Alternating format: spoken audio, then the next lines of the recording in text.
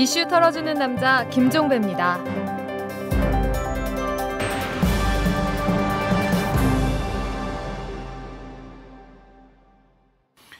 2월 20일 수요일에 보내드리는 이털남입니다. 이명박 대통령이 어제 청와대 출입기자단과 송별 오찬을 했는데 이 자리에서 한마디 했다고 합니다. 자신을 향한 비판적 언론 보도에 대해서 모르는 것들이 꺼덕댄다. 일을 해본 사람은 알 것이다. 이렇게 말했다고 하는데요. 이 꺼덕댄다는 표현, 이건 분수 없이 잘난 체하면서 매우 경망하게 자꾸 행동한다. 이런 뜻이라고 합니다.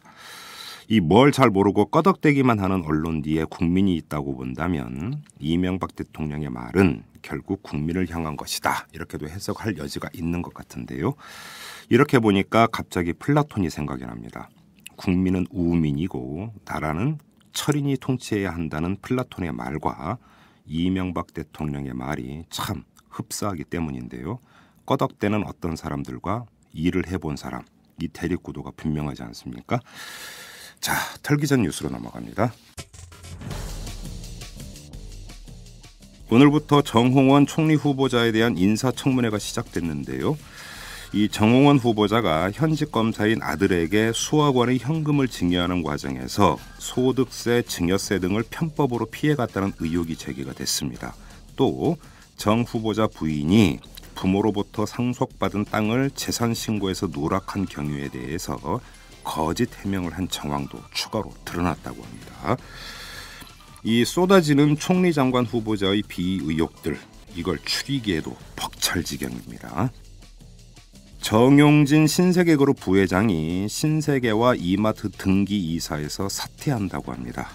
이와 관련해서 신세계그룹 측은 백화점 이마트 쪽 투자가 거의 없는 만큼 신규 사업을 담당하는 정 부회장이 신세계와 이마트의 등기 이사직을 유지할 이유가 없기 때문이다. 이렇게 설명을 했다고 하는데요.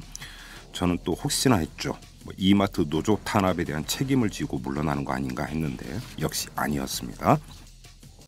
서울중앙지검이 지난 15일자 관보에 압수물 환부 청구 공고를 냈습니다. 2003년 현대비자금 150억 원 수수 의혹으로 민주통합당 박지원 의원을 수사할 당시에 압수했던 돈을 찾아가라, 이런 내용의 공고였는데요. 2003년 수사 당시에 박지원 의원은 현대 측과 돈을 주고받은 사실이 없다고 부인을 했고, 배달자로 지목됐던 무기중개성 김영환 씨 역시 자신의 돈이 아니라고 주장을 했거든요. 그러니까 이 돈의 주인은 사실상 없는 셈인 겁니다. 그 어마어마한 돈보다 수갑이 더 무서운 거겠죠. 그러니까 실제 주인이 안 나타나는 것 아니겠습니까? 지금까지 털기 전 뉴스였습니다. 재벌과 모피아의 함정에서 탈출하라. 종횡무진 한국경제. 재벌 개혁에 앞장서온 김상조 교수. 그가 한국경제에 던지는 8가지 질문. 우리가 몰랐던 한국경제의 진실을 파헤칩니다. 더 이상 경제 권력자들의 눈속임에 속지 마세요. 종횡무진 한국경제. 오마이뉴스가 만드는 책 오마이북. 4일 전이 지난 16일이었습니다. 이 한국작가회의가 총회를 열었는데요. 이 자리에서 일부 문인들이 김지아 시인의 회원 자격 제명을 요구하고 나섰습니다. 회원의 소양을 갖추지 못했다, 이런 이유를 댔는데요. 이를 두고 언론에서는 지난 대선 기간에 김지아 시인이 박근혜 후보를 지지하고 문재인, 안철수 후보를 비판한 발언 등을 문제 삼은 것이다, 이렇게 해석을 내놨습니다. 그리고 조용하지만 치열한 논란이 벌어지고 있는데요. 자, 오늘은 이 문제를 한번 집중적으로 털어보도록 하겠습니다. 한국작가회의 총회에서 최초로 이 김지아 시인에 대한 조치를 제기한 김희정 시인과 얘기 나눠보도록 하겠습니다. 안녕하세요. 예, 안녕하세요. 네네. 그 김희정 시인께서 이 총회장에서 처음으로 김지아 시인에 대한 어떤 조치를 요구를 했다고 제가 소개를 해드렸는데 맞는 소개입니까? 처음으로 제기를 하신 겁니까? 예. 이유가 어디에 있었습니까? 김지아 시인의 뭐가 문제라고 보신 건가요? 우리 한국 작가의 정간에 보면요. 네. 그 총칙이 나오고 그에 네. 보면 제2장의 회원에 대한 어떤 해칙이 나와요. 네. 그 부분에 어떤 문제점이 있는지 없는지 우리 그 이사회나 집행부에서 확인을 해달라고 말씀을 드린 겁니다. 회원에 대한 해칙이 어떻게 되어 있는데요? 그 총칙 보면 제8조에 보면요. 네. 그 자격 상실이 있고 자격정지 및 제명이라는 어떤 해칙이 나와요. 네. 이게 자격 상실 같은 경우는 해오는 탈대수를 서면으로 제출하거나 이사의 결의에 제명된 자격을 상실한다고 나와 있고요. 예. 자격 상실한 사람은 1년 후에 1년까지는 재가입이 안 된다고 나와 있어요. 네. 근데 문제 두 번째인데요. 자격 정지 및 제명이에요. 네. 그러니까 우리 이제 법인의 정관을 위배하거나 품위를 현저하게 손상시키는 해오는 소명 절차를 거쳐 예. 이사의 결의로서 회원의 자격을 정지할 수 있으며 자격 정지된 회원이 3개월 이내에 자격을 회복하기 위한 진지한 노력을 하지 않을 때는 예. 이사의 결의로서 제명할 수 있다 이렇게 나옵니다. 그러니까 사유는 품위 손상이 되는 겁니까? 그렇죠. 보면 우리 작가의 어떤 가치관과 정체성에 맞지 않는 어떤 말씀을 하신 부분도 있고요. 네. 그 부분이 작가의 회원으로서 과연 품위를 지킨 거 있는 한국 작가의 회원으로 품위를 지켰는가에 대한 이야기를 나누고자 하기 위해서 그때 네. 말씀을 드린 겁니다. 자, 그러면 김지아 씨, 그러니까 저는 아까 소개글에서 김지아 네. 시인이 대선 기간에 박근혜 후보를 지지하고 문재인 안철수 후보를 비판한 발언을 문제 삼았다 이렇게 소개를 해드렸는데 이것이 그 품위 손상에 해당이 된다고 판단을 하신 겁니까? 아니면 다른 이유가 있는 겁니까? 그 부분을 가지고 말씀드린 게 아니고요. 예.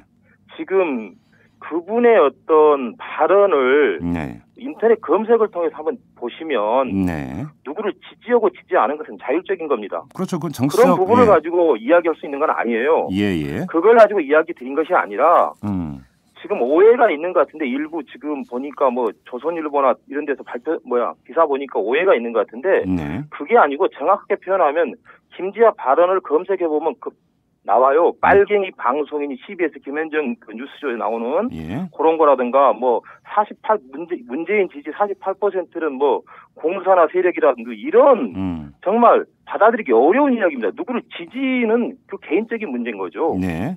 그런 부분은 본인이 알아서 하면 되는 겁니다. 예. 근데 이제 작가의 회원으로서 네. 이런 발언을 할 수 있는 이런 부분에 대해서 문제점을 제기한 겁니다. 아, 그래요?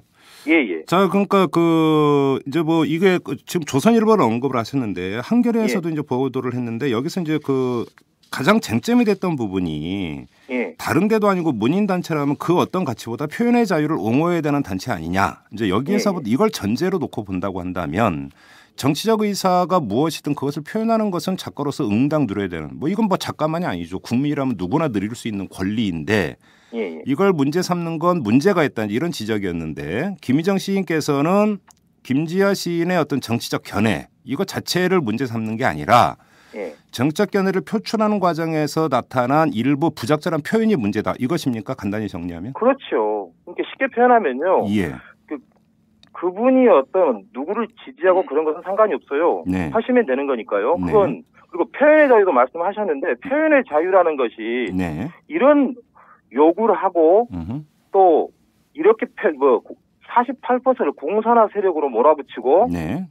그리고 어떤 빨갱이 방송인이 네. 이런 것이 표현의 자유라고 저는 생각되지는 않아요. 더욱더 중요한 것은 일부의 필부였다 그러면 뭐 그럴 수 있다고 웃고 넘어갈 수 있을 부분이에요. 네. 근데 뭐 누가 뭐라 해도 그분이 한국 문단사에서 큰 역할을 차지했고 또 그분의 어떤 시를 아니면 시를 읽지 않은 분이 거의 없을 겁니다. 시를 쓰신 분이라고 하면 그리고 또 그분을 모르는 분은 거의 없다고 봐요. 뭐 시인만이 아니라 저 같은 경우도 대학 다닐 때 많이 봤죠. 그분의 시를. 그렇죠. 그런 부분이 있는 부분인데 그런 걸 표현의 자유라고 이야기한다면 대체 저는 사실 드릴 말씀이었습니다. 그런 것까지 다 표현의 자유까지 인정이 된다고 한다면 더욱더 중요한 것은 그분은 필부는 아니라는 겁니다. 적어도 한국 문단에 대표하는 문인 중 한 분이세요.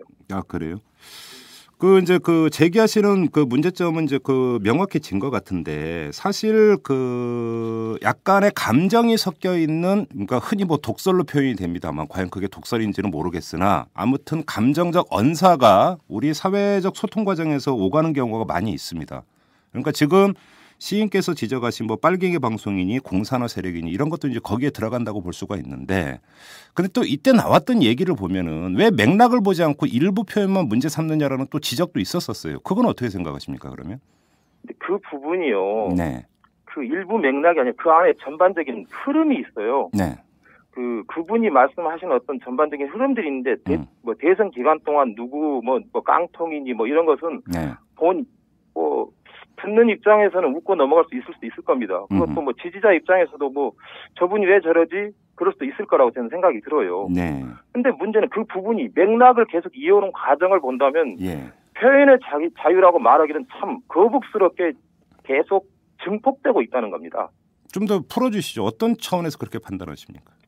초기에 이제 그분이 말씀하신 이야기들은 그 문재인 지지자들에 대한 어떤 그다음에 안철수는 깡통이다 뭐 이런 식으로 이야기가 시작되죠. 예. 그리고 이제 그 후에 이제 여러 가지 이제 방송을 통해서 인터뷰를 통해서 예. 그분이 이제 발언을 이제 하게 되죠. 발언을 했던 내용들과 그리고 이제 그런 부분들이 이제 결국은 이제 그 빨갱이 방송이 나오게 되고 네. 또 문재인 지지자 40%는 공산화 세력이라는 이야기까지 나오게 돼요. 예. 그게 한 부분만 잘라서 이야기한 게 아니죠.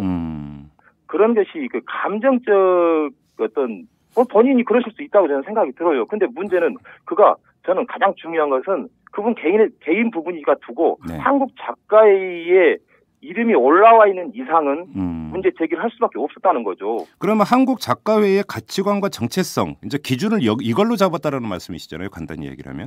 그렇죠. 근데 우리가 그 회원의 해측에 나오는 어떤 품위를 손상하는 부분이 있었다는 거죠. 제가 봤을 때는. 그러면 작가회의 가치관과 정체성은 어떤 겁니까? 가장 기본적으로 작가의 가치관 정체성은 나와 있는데요. 예. 그 부분이 이제 어떤 처해와 가난, 그다음 예. 평화, 생명, 예. 그다음 그 전쟁을 반대하고요. 네. 이런 기본적인 가치관을 가지고 있는 겁니다.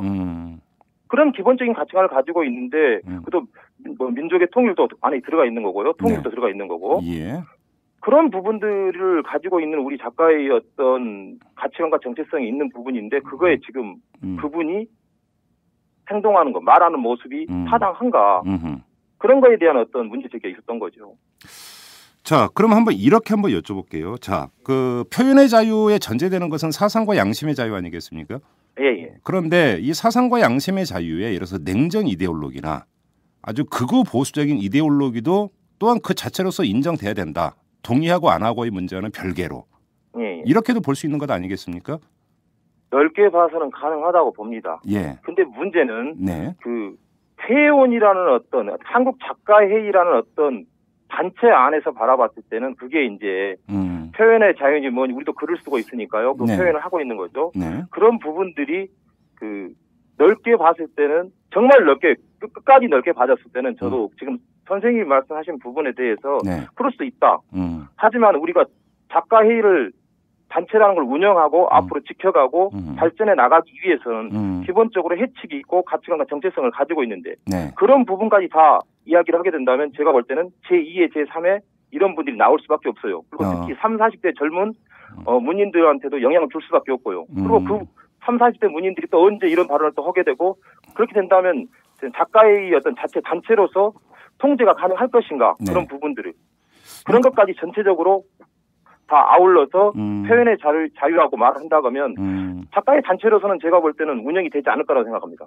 결국은 여기서 초점은 작가회의의 정체성이 문제가 되는 것 같은데 예를 들어서 정치적 결사체가 아니지 않습니까? 작가회의는? 예. 그러니까 정치적 결사체라고 한다면 특정한 이념에 동의를 하고 그것을 추구하는 사람들의 결사체라고 보니까 그 이념에 그 반하는 다른 생각을 가지고 있다면 그것은 정치적 결사체 차원에서 당신은 우리의 정체성과 맞지 않다. 뭐 그래서 자진 탈퇴를 권유하거나 제명을 할 수도 있을 거라고 생각은 하는데 문제는 작가회의인 것 같습니다. 그럼에도 불구하고 작가회의에도 정관이나 회칙이나 이런 데 작가회의 정체성이 규정이 되어 있기 때문에 그 범위를 벗어나는 것이라고 한다면 정체성을 훼손하는 것이니까 제명 조치를 할 수 있다. 시인께서는 이렇게 보시는 겁니까? 제명 조치란 말이 자꾸 나오는데요. 네. 그날 우리 총회 때요. 네. 제명 조치를 하겠다는 이야기를 던진 게 아닙니다. 이 부분에 대해서 회원으로서 품위 손상된 부분이 있는가 없는가 이사에서 네. 확인을 해달라. 예. 그리고 어떤 결정을 내려달라. 품위 손상이 있다. 그렇게 생각한다고 하면 어떤 문제가 이제 이야기가 되겠죠. 근데 그렇지 않다. 지금 그 선생님 말씀하신 것처럼 표현의 자유다 그것도 다. 네. 그렇게 말한다면 뭐 이사에서 결정이 난다면 어쩔 수 없는 부분이겠죠. 그러니까 그 어떤 그 회원 자격을 박탈할지 말지에 대한 조치를 직접적으로 요구하신 게 아니라 아니죠. 그날 총회 때 그런 이야기 나온 적이 없어요. 김지아 시인의 어떤 이런 발언이 작가회의 회원으로서의 품위에 해당이 되는 거냐 아니면 손상한 것이냐에 대한 판단을 내려달라. 예, 그랬죠. 그렇게 이야기가 나온 겁니다. 야, 그래요? 그리고 이제 하나 더 붙여서 이야기한다면 네. 그 부분을 이야기가 나올 때 이제 우리 그런 이야기도 나왔어요. 김지아 시인이 뭐 그분이 그런 것 같아요. 나는 뭐 회원 가입한 적도 없고 네네. 예전에 제명됐다 다시 뭐 들어와서 고문 자리 맡고 뭐 이런 이야기 나왔어요. 네네네. 그래서 이런 이야기 나오면서 그런 이야기 할 필요가 있느냐라는 이야기도 나왔었는데 가장 중요한 것은 지금 현재 네. 우리 작가 회의에 그분 이름이 올라져 있다는 겁니다. 그분은 뭐 작가에 관계도 없고 관심도 없다고 표현을 하는데 네. 그럼 너무 간단해지는 겁니다. 제가 볼 때는. 그러니까 지금 이사의 결정이 이제 나오면 알게 되겠지만 예. 제가 볼 때는 본인 자체가 작가에 관계가 없다고 이야기를 하고 있어요. 예. 그러면 이제, 지금 예. 그 고문으로 이름이 올라가 있는 거 아니겠습니까? 예, 맞아요. 그러면 지금 전후 맥락을 보면 본인의 동의도 받지 않고 고문 이름을 올린 겁니까? 어떻게 된 겁니까, 이게? 그런 건 아닌 것 같아요. 정확한 건 아닌 것 같은데요. 예. 제가 그 부분에 대해서 이제 좀 검색을 한번 해봤어요. 네. 그랬더니 그 조선일보에 그렇게 나왔더라고요. 그 명천 이문구 선생님이 이제 계실 때요. 네. 그때 제명 한번 91년도에 그분이 어떤 조선일보에 칼럼 써가지고 죽음의 굿판을 시끄러운 적이 있었죠. 예. 죽음의 굿판을 걷어치워라라는 그 유명한 그래서 뭐 제명 결정이 내리고 그 후에 명천 선생님이 아마 기사로만 읽은 건데요. 아마 명천 선생님이 찾아뵙고 돌아와라 하합 차원에서 뭐 이런 식으로 결정이 된 것 같아요. 그래서 이제 김지아 시인이 공문을 올라간 것 같아요. 근데 본인이 명천 선생님이 기사로 본다면 명천 선생님이 김지아 선생님을 찾아본 건 분명한 것 같아요. 그러니까 그럼 이게 작가회의 전체 차원에서 고문으로 추대한 거라고 보기가 또 애매한 부분도 있다라는 얘기네요. 그러면? 그렇지 않죠. 이건 지금 명천 이문구 선생님이 이사장이에요. 당시에? 예, 그렇죠. 예. 그런 부분에 어떤 하합 차원에서 이루어진 거기 때문에 작가의 이름이 걸린 거죠, 당연히. 개인이 한 게 아닙니다. 이거. 그리고 그거에 대해서 김지아 시인은 뭐 좋다 이렇게 한 거고. 제가 그가 있지 않았기 때문에 모르죠. 근데 이제 그게 이제 올라와 있다는 것은 만나고 이야기가 됐다는 건 아니겠습니까? 예. 미루어 짐작할 뿐이겠죠.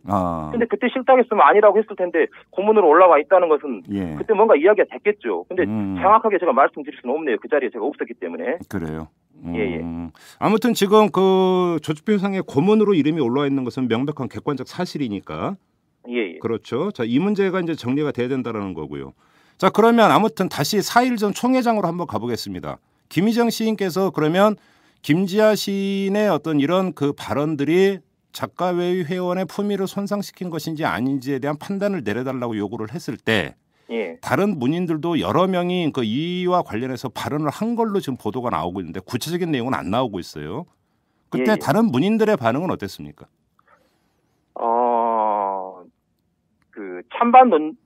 찬반이 있긴 했어요. 네.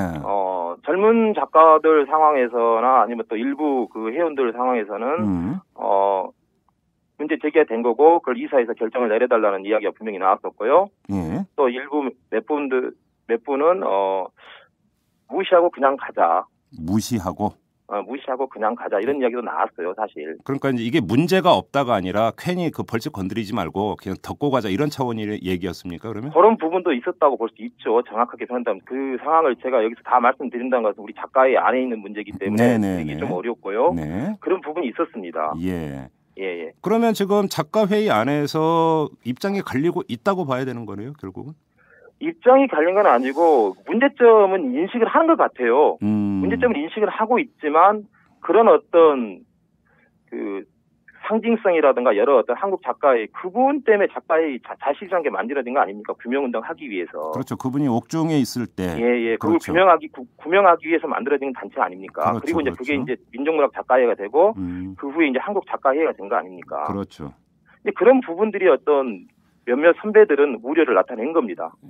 그렇게까지 가면 작가의 어떤 부분들이 고민을 할 수밖에 없는 부분이 있었다는 건 이해가 돼요. 저도 여러 선배들의 어떤 그런 생각들에 그렇지만 이제 제가 이제 문제점 제기를 했고 몇몇 회원들이 그 찬동한 이유는 작가회의 어떤 조직에 대한 단체에 대한 문제점입니다. 단체에서 또 이런 문제가 생긴다면 계속 이렇게 갈 수밖에 없다, 끌려갈 수밖에 없다는 부분이죠. 그래서 가부간의 결정을 내려서 정리를 해달라. 이런 이야기를 한 겁니다. 그래요? 예. 알겠습니다. 그 지금 작가의 문제와 관련해서 이제 그렇게 그 정리를 하도록 하고요. 다시 이제 본류로 돌아가죠. 품위 손상 부분인데 이 품이라고 하는 것들도 사실은 해석의 여지가 너무나 큰 개념 아닙니까? 품이라고 하는 것도? 그렇겠죠. 품위가 너무나 다양하게 바라볼 수 있는데요. 사실은 이것이 이제 그 부당한 인사할 때도 이제 그 종종 그 동원되는 게 품위 손상이었고 누가 어떻게 해석하느냐에 따라서 이 품위 손상 여부가 달라지는 경우가 너무 많았단 말이죠. 이제 그 부분을 이렇게 말씀드리고 싶네요. 네. 우리가 그분이 어떤 발언 수위를 높여가면서 네. 주변에 그 한국 작가의 회원이냐는 이야기가 나왔어요. 과정에서? 아니 그분 한국 작가 회원 아니냐? 한국 작가회가 진보 단체를 지향하고 있는 어떤 단체로서 그런 말을 할 수 있는 건가? 그리고 그분의 과거에 살아온 삶을 통해서 봤을 때 도저히 이해가 안 된다. 네. 이런 부분들이 일반인 상황에서 나왔던 거예요. 회원 상황에서 나온 것이 아니라 전체적으로 봤을 때. 예. 근데 그런 부분들이 물론 그런 거에 관심도 없는 국민도 많이 있겠죠. 네네. 그렇지만 그거에 관심을 갖고 또 이분의 어떤 성함을 익히 알고 있고 이분의 시를 읽었던 분들이 이야기가 나온 부분인 겁니다. 저도 그런 상황들 들었고요. 실질적으로. 네. 예. 그런 부분들을 가지고 이야기를 한 거지. 그 품위 이지라는 것들이 그 두리뭉실하다고 생각할 수 있고 넓힌다고 하면 범위를 넓힌다면 끝이 없겠죠. 네. 근데 작가에게는 기본적으로 진보 단체로서 정관이 있고 그 정관 안에 어떤 가치관과 정체성 우리가 지향하는 점들이 있어요. 네. 그런 부분으로 봤을 때는 분명히 품위의 어떤 손상이 가지 않았냐고 생각을 한 겁니다. 그래요. 지금 제가 그래서 이 인터뷰 전에 한국 작가회의 홈페이지에 들어가서 이렇게 쭉 검색을 해봤는데 한국 작가회의 소개란에 이렇게 되어 있어요. 첫 문장이 한국 작가회의는 이 땅의 대표적인 문인 단체로서 표현의 자유와 사회 민주화를 위해 헌신했던 자유실천 문인협의회와 문학작가회의의 정신을 계승한다 이렇게 되어 있거든요. 첫 문장이. 예. 자 그러면 표현의 자유는 이제 좀 전에 제가 이제 뭐 짚었으니까 그 정도로 하고 사회의 민주화라고 하는 부분들이 일정하게 작가회의의 정체성을 규정하는 중요한 그 가치 체계다 이렇게 봐도 되는 겁니까? 그게 맞습니다. 그렇게 볼 수 있는 겁니다. 충분히. 예. 근데 사회의 민주화라는 것도 사실은 너무 추상적인 개념이잖아요. 그러니까 그 부분에 이제 우리가 그 시대에 대선배님들이 계시지 않습니까? 네. 그리고 그분을 구명하기 위해서 그게 만들어졌고요. 그리고 나서 이제 그 선배님들이 지금도 고문으로 다 계셔요. 예. 그날 총회도 다 나오셨고요. 그런 분들이 다 계신다고요. 근데 그런 분들이 봤을 때 어떤 생각을 할지는 저는 모르겠어요. 개인적으로는. 그렇지만 제가 볼 때는 후배 입장에서 봤을 때는요. 네. 안타까운 부분이 많이 있는 겁니다. 그분의 어떤 발언이나 행동들. 그리고 우리가 그 한국 작가의 정관에 나와 있는 어떤 부분들이 그 부분들이 어떤 사회민주주의라든가 어떤 그리고 아까도 말씀드렸는데 그 부분에 대한 것들을 구체적으로 말한다면 아까도 그 평화나 생명이나 반전쟁 뭐 이런 부분을 가지고 있는 겁니다. 그게 가치관과 정체성이 있는 거예요. 그리고 어떤 통일 이런 부분이 있는데 누가 빨갱이라고 말합니까? 지금 세상이 어느 세상입니까? 네. 그러니까 저는 개인적으로 그래요. 그분에 대해서 어떻다 말씀드리고 싶지는 않아요. 우리 작가의 안에서 단체라는 것을 이끌어가고 가야 될 부분이 있다 하면 그런 부분을 가지고 그분의 어떤 말들이 과연 타당한가? 그리고 우리 작가의 맞는 말인가? 그리고 그런 거에 대한 우리가 한번 이야기를 나눠보자. 그리고 이사의 결정 한번 내려달라. 이런 부분이 있었던 겁니다. 근데 지금 사회적으로 보면요. 종북 세력이라고 하는 말은 거의 이제는 보통 명사처럼 쓰이고 있습니다. 그러면 이런 이제 작가회의 범위를 벗어나서 한번 사회 전체로 한번 가보죠. 종북 세력이라는 단어가 이렇게 보통 명사처럼 쓰이는 거에 대해서는 그럼 어떻게 판단하십니까? 사실 어울리지 않는 부분이 있죠. 일부에서 그런 것들이 우리 기사 아니면 언론 보도에 따라서 나온 것들이 태극기 국계 경례를 안 하니 애국가를 부르지 않니 이런 말 저런 말 많이 했지만 그런 어떤 관련된 분들이 그런 일이 없다는 이야기 나왔고요. 또 일부의 어떤 무슨 세력이니 이런 말 나왔지만 그러고 정부 세력이고 국가의 반국가적인 단체가 있고 그런 사람들이 있다면 국정은 왜 가만히 있습니까? 다 선거에서 조사해서 잡아드려야 되는 거 아닙니까? 수사에서. 아니 국정원이 뭐 들어있습니까? 그런 이야기들이 퍼뜨려진 자체가 저는 우리 사회의 경직성이 정말 답답하다는 생각이 듭니다. 너무 경직해 있고 아직도 답답하다는 생각이 들어요. 그래요. 근데 이제 그런 부분을 놓고 받는다면 표현의 자유 또 이야기 나왔는데 그걸 표현의 자유라고 말할 수 있을 것인가는 이야기 나눌 수 있다고 생각이 들어요. 아니 표현의 자유가 보장이 된다 하더라도 모욕죄라는 게 있습니다. 그렇죠. 분명히 있는 거죠. 명예훼손도 있고요. 그러니까 모욕적인 언사를 써서 상대의 어떤 그 사회적 인격을 훼손한다면 그건 모욕죄에 해당이 됩니다. 그러니까 표현의 자유가 절대적인 어떤 권리는 아니죠. 그것도 일부 제한이 될 수가 있습니다. 그러니까 결국은 중요한 것은 그거죠. 그러니까 빨갱이라는 표현, 그다음에 문재인 후보를 지지했던 48%의 유권자를 상대로 공산화 세력이라고 했던 표현이 그러면 이런 그 유권자들에게 모욕감을 줬는가 안 줬는가 별로 이 문제. 근데 이것은 사법적 판단의 영역 아니냐라는 거예요. 제 얘기는.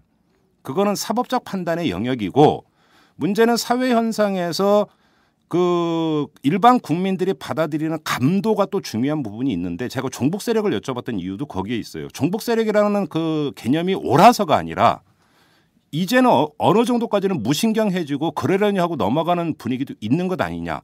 김지아 시인도 어찌 본다면 그런 사회적 분위기를 고려하거나 타서 그냥 했던 이야기 아니냐. 만약에 그렇게 본다면 너무 과도하게 해석하는 측면이 있는 것 아니냐. 이렇게도 볼 여지가 없느냐. 한번 이걸 여쭤보는 겁니다. 그러니까 지금 선생님 말씀하시는 부분이요. 생각에 따라서는 그렇게도 가능하다는 거죠. 그렇지만 우리 작가의 아까도 말씀드렸는데 자꾸 지금 그걸 사회적인 어떤 부분이 있는 거고요. 작가의 안에서 작가회를 운영하는 어떤 회원에 관한 총칙이 있는 거고요. 정관이 있는 거예요. 그런 부분에 대한 것들이 문제점이 있는가 없느냐 이야기를 한 겁니다. 그리고 전체 어떤 사회적인 분위기는 또 다른 부분으로 이야기될 수 있다고 저는 생각이 들어요. 그 부분을. 그래서 예를 든다면요. 그분이 작가의 회원도 아니고 아무 관계가 없다 보면 무슨 말 한들 무슨 상관이 있습니까? 우리 한국 작가에서 왜 청에서 그런 이야기를 합니까? 문제 제기를 왜 합니까? 할 필요가 없는 거죠. 그분이 알아서 하시면 되는 겁니다. 그리고 이제 그분이 어떤 말을 했을 때 상대방이 상처를 받았다고 하면 그분이 어떤 나는 명예훼손을 당했다 그분한테 그래서 뭐 고소고발이 있을 수 있겠죠. 그렇겠죠. 근데 그런 게 아니고 우린 작가의 자체에서 지금 이야기를 하는 겁니다. 그런 부분을 이야기해 그게 지금 넓혀서 이야기를 해버리면 그런 이야기 할 필요가 없는 거죠. 거기다. 그러면 이제 거꾸로 이야기를 하면은 예를 들어서 그 뭐 이명박 정부나 나아가서 이제 그 조만간 출범할 박근혜 정부를 비판하는 과정에서 일정하게 어떤 그 뭐 빨갱이다 공산의 세력과 그 대응할 수 있는 그런 만약에 그 비유를 하는 과정에서 그런 걸 썼다고 한다면 그것도 작가 회의의 품위를 손상시킨 행위로 판단할 수 있는 겁니까? 그건 제가 지금 드릴 수 있는 말씀은 아닌 것 같고요. 이번 그분에 대한 결과가 이사회 4월 달에 있는 걸로 알고 있어요. 그리고 이사회 결정이 나오면 이제 뭔가 선이 들어서겠죠. 예를 들어서 이제 뼈대가 들어설 거 아니겠습니까? 판단이 떨어지면 그런 부분이 결정이 된다면 앞으로 그런 회원들이 그런 표현을 하고 그렇게 밀고 어떤 언론 인터뷰라든가 아니면 다른 걸 통해서 어떤 글로 그렇게 표현을 한다고 하면 제재를 받을 수밖에 없겠죠. 만약에 그렇게 결과가 나온다면요. 그렇지 않고 이 정도도 표현의 자유를 인정하고 밀고 갈 수 있다라고 말한다면 그거에 대해서 누가 이제 말할 수 없는 상황이 되겠죠. 또다시 어떤 공론화되는 부분이 있는 한 결정이 났으니까요. 그래요. 자, 그러면 김희정 시인이 이제 최초 제기를 하셨고 여러 문인들이 의견을 표명을 해서 이사회에서 그러면 이거 그 김지아 시인의 이런 발언들이 품위 손상에 해당이 되는지를 판단을 해서 4월 이사회에서 그럼 결정이 내려지는 겁니까? 이에 대한 판단이? 일단은 그렇게 총회에서 결과는 나왔어요. 그렇게 하기로. 그럼 이제 후속 절차가 아직 남아있는 상태다 이렇게 봐야 되는 거겠고요. 지금 결과가 나오면 이제 결과에 나온 거에 대해서 어떤 조치가 취해지겠죠. 알겠습니다. 좀 다른 그 범주로 한번 좀 질문을 드리겠습니다. 이런 문제 제기가 이루어졌던 배경에는 김지아 시인의 어떤 그런 그 해당 발언 이전에 김지아라고 하는 한 시인이 갖고 있는 위상 그다음에 그 사람의 상징성 이런 것들이 고려가 됐다고 봐도 되는 겁니까? 그거는 개인적인 생각일 수 있는데요. 그 부분들은 이제 아까도 말씀드렸는데 그 전체와 작가회의라는 것들을 같이 함께 보면 안 될 것 같아요. 아까도 말씀드린 한국 작가회의 그러면 김희정 씨 문인이신 김희정 시인으로만 그러면 한정을 해서 한번 개인적 의견을 한번 밝혀주세요. 김희정 시인에게 김지아 시인은 어떤 존재였습니까? 저도 시를 쓰기 전에 그분의 시를 봤고요. 그분의 전함을 들었고 그분이 어떤 민주화 과정에서 어떤 일을 했는지 잘 알고 있고 그분의 어떤 저서들을 많이 읽었던 사람 중 독자로서 한 명입니다. 그리고 개인적으로 말씀드리자면 실망감을 금할 수는 없어요. 하지만 그런 부분을 가지고 문제를 제기했던 게 아니고요. 한국 작가의 조직이란 단체를 가지고 제2의 제3의 회원이라면 이런 부분이 생긴다면 어떻게 할 것인가에 대한 문제 제기를 한 거지. 제 어떤 그분에 대해서 제 개인적으로 그동안 이런 분이었는데 이런 분 이럴 수 있는가에 대해서 문제 제기한 건 아닙니다. 그러면 아까 이제 그 총회에서 일부 중견 내지 원로 이제 선배 문인들께서는 그냥 그 너무 이거 그러니까 건드리지 말고 그냥 가자 이렇게 이제 말씀하신 분이 몇 분 계셨다고 했잖아요. 예. 그러면 그분들 같은 경우는 김지아 시인의 어떤 그 사회적인 그다음에 문단 안에서의 위상 이런 것들을 고려를 할 때 이게 긁어부스럼이 될 수 있다. 이런 고려를 했다고 봐야 되는 겁니까? 그걸 제가 그분들 마음속까지 들어가서 말씀드리기 좀 어려운데요. 물론 예. 예. 그런 부분까지 말씀드린 것은 제 입장에서는 그분들이 아니기 때문에 뭐라고 말씀드리기 좀 어렵습니다. 제 개인적인 생각 말씀드리면 아까 앞에서 말씀드린 것처럼 그 개인적인 어떤 감정이라 이런 부분을 가지고 이야기했던 게 아니고 그날 총회 역시도 개인적인 울분을 터뜨린 건 없었습니다. 그래요. 그런 한국 작가의 해운으로서 기량하면 그런 부분에 대한 어떤 이사에서 판단을 내려달라는 이야기였지. 아까도 계속 말씀드리는 부분이 있는데 제명이니 뭐니 이런 말을 던진 적이 없습니다. 그리고 그런 말 나오지도 않았고요. 그러니까 품위손상에 해당하는지만 판단해 달라. 예, 그랬죠. 그런 이야기 나온 거지.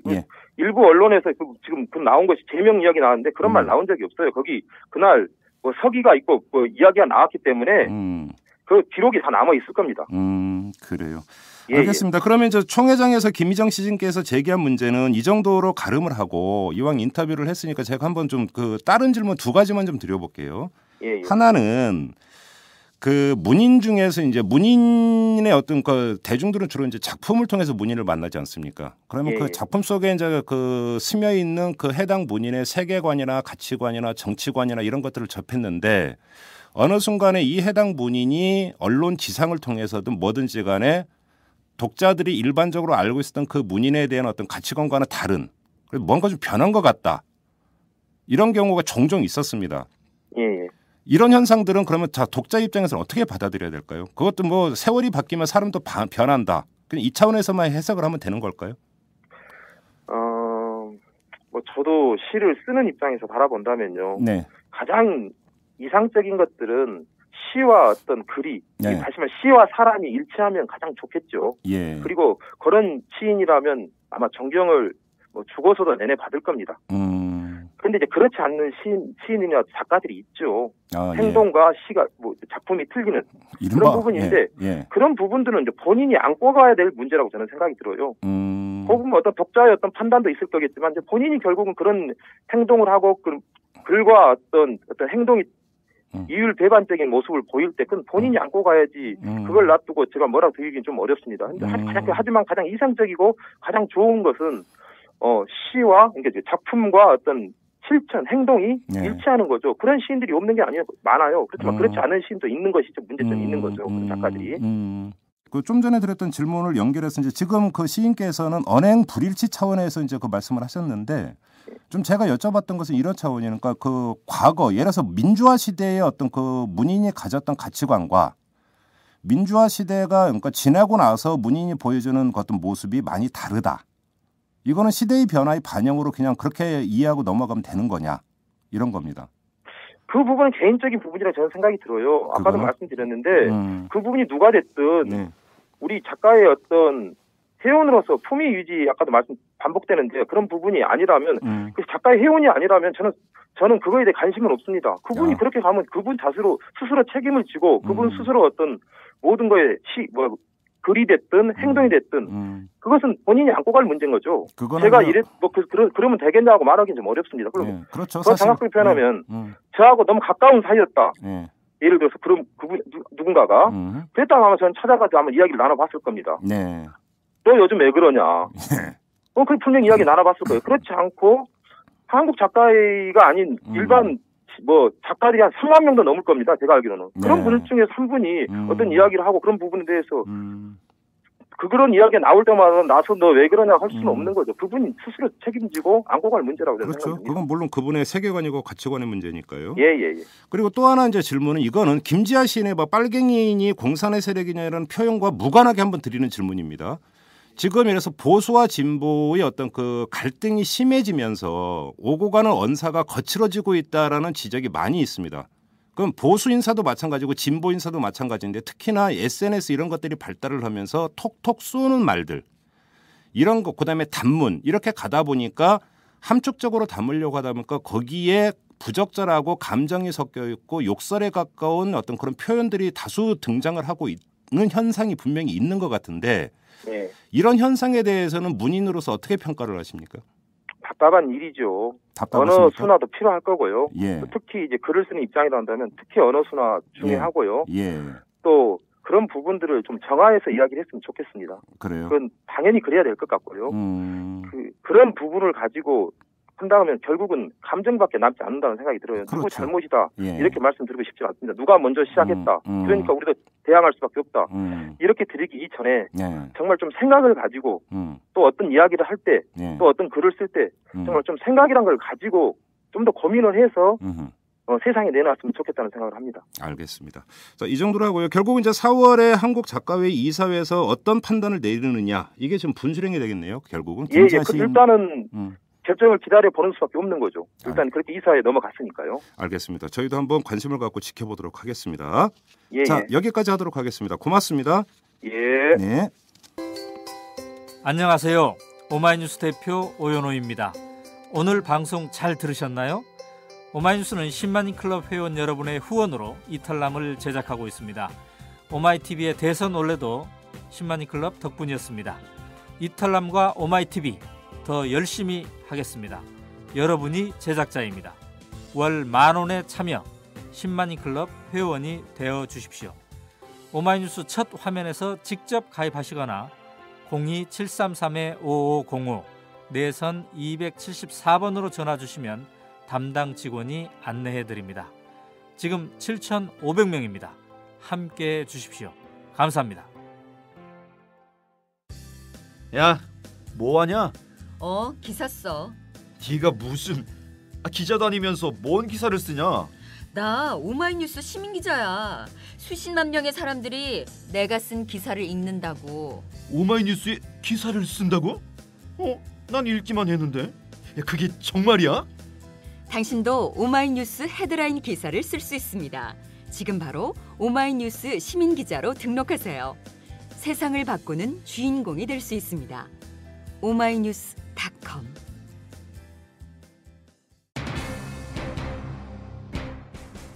김희정 시인의 말을 듣다 보니까 문제의 핵심은 정치적 의사가 아니라 그 정치적 의사를 표현하는 방식에 관한 것 같습니다.